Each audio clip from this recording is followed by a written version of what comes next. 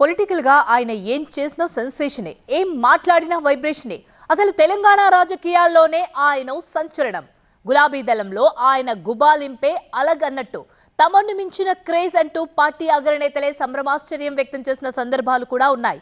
అలాంటి నాయకుడు ఇప్పుడు ఎందుకు సైలెంట్ అయ్యారు? ఇందుకీ ఎవరైనా? మాస్ మల్లారెడ్డి మాట్లాడరేమి?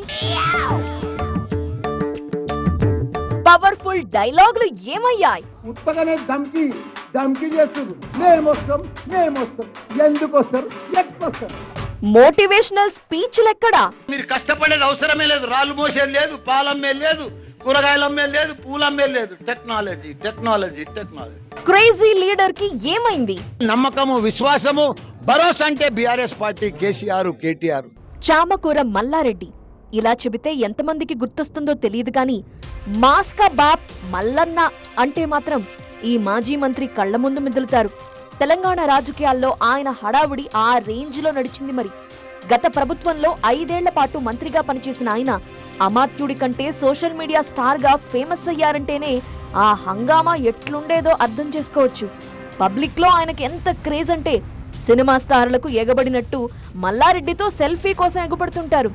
దీన్ని చూసేనేమో తనకంటే మల్లన్నకు ఎక్కువ క్రేజ్ ఉందంటూ కేటీఆర్ వ్యాఖ్యానించిన సందర్భాలున్నాయి. ఎవరు పడితే వాళ్ళకి ట్రెండింగ్ రాదు, ఓన్లీ మల్లారెడ్డి.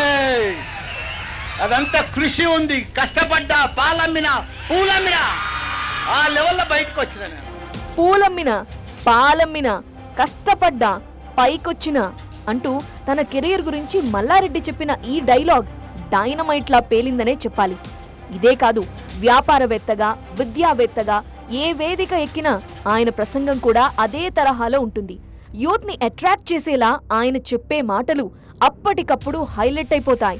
రీల్స్ రూపంలో సోషల్ మీడియా అంతా చక్కర్లు కొడుతూ సెన్సేషన్ క్రియేట్ చేస్తుంటాయి. అలాంటి మల్లారెడ్డి రాజకీయాల్లోనూ అంతే చురుగ్గా కనిపిస్తుంటారు. అసెంబ్లీలో మాట్లాడినా నవ్వులు, బహిరంగ సభలో మాట్లాడినా నవ్వులే. ఆయన ఎక్కడ కనిపిస్తే అక్కడ నవ్వుల పువ్వులు విరబూస్తాయి.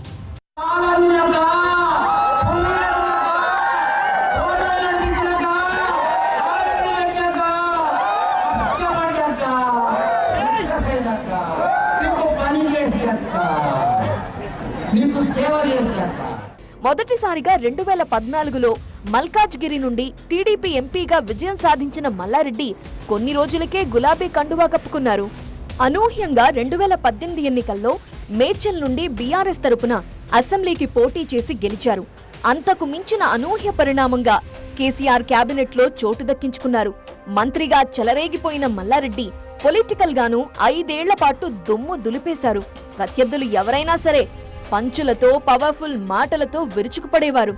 ఆ జోష్లోనే మరోసారి మేడ్చల్ నుండి ఎమ్మెల్యేగా గెలిచారు మల్లారెడ్డి. అయితే బీఆర్ఎస్ అధికారం కోల్పోవటంతో కొన్ని నెలలుగా సహజత్వానికి భిన్నంగా వ్యవహరిస్తున్నారు. రాజకీయ ప్రసంగాలు లేవు, పవర్ఫుల్ డైలాగులు లేవు, అసలు మనిషే బయట కనిపించటం లేదు.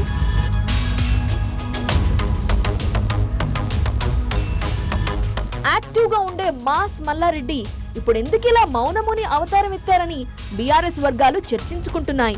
ఇటీవల తన మనవరాలి పెళ్లికి సీఎం రేవంత్ రెడ్డి రావటమే ఆయన సైలెన్స్ కి కారణమనే ముచ్చట బహిరంగంగానే వినపడుతోంది.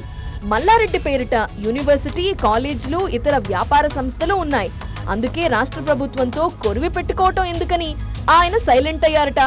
గతంలో రేవంత్ రెడ్డిపై ఓ రేంజ్ లో విరుచుకుపడిన మల్లారెడ్డి ఇప్పుడు ఆయన సీఎం కావటంతో రూట్ మార్చేశారట. కామ్గా ఉంటూనే పనులు చక్కబెట్టుకోవాలనే ధోరణిని అవలంబిస్తున్నారట. కాంగ్రెస్ ప్రభుత్వం కొలువుదీరగానే హైడ్రాతో హడలెత్తిన మల్లారెడ్డి బీజేపీలోకి వెళదామనే ఆలోచన కూడా చేశారట. అది కుదరక కాంగ్రెస్ కండువా కప్పుకునైనా సరే వ్యాపారాలు కాపాడుకుందాం అనుకుంటే అక్కడ కూడా అడ్డుపుల్ల పడిందట.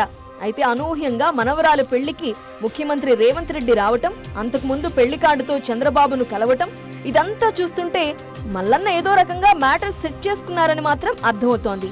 అందుకే ఉన్నది గులాబీ గూటిలోనే అయినా ప్రభుత్వానికి వ్యతిరేకంగా మాట్లాడటం మానేశారు. అసలు పొలిటికల్ గా తన హడావుడిని పూర్తిగా తగ్గించేశారు. మీడియాకు, సోషల్ మీడియాకు కావలసినంత మసాలా అందించే మాస్ మల్లన్న కొన్నాళ్లు మౌత్ కి స్టిక్కర్ వేసుకునే ఉంటారని మాత్రం స్పష్టమవుతోంది. కాకపోతే just it's a small break, మళ్ళీ ఘాటు మసాలాతో తిరిగొస్తానంటూ అనుచరులకు చెప్పుకుంటున్నారట.